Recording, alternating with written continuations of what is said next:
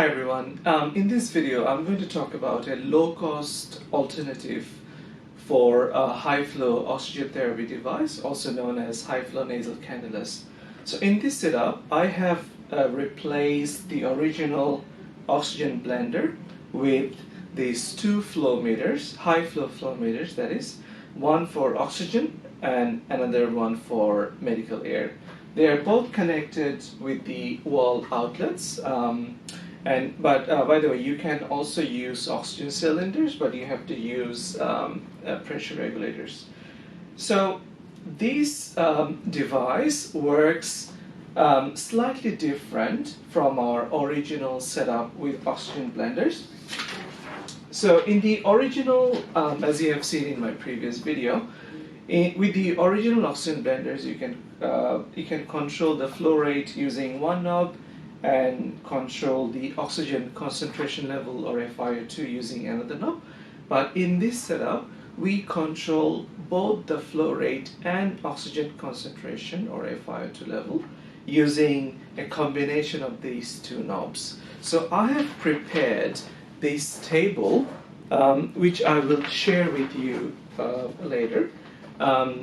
All you have to do in order to produce a flow rate, certain flow rate at a certain concentration level, you need to refer to this table and dial set the flow rate of individual oxygen and medical air.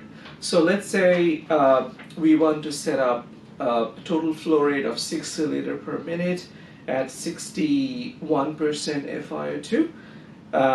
If I refer to this table, it tells me to set both air and oxygen at 30 liters per minute, and if I set it accordingly, then I'll be getting 60 liters per minute at 61% flow rate, 61% FiO2 ratio. In the same way, if I set the air to 40 liters per minute and set the oxygen to 20 liters per minute, I will be getting 47% FiO2.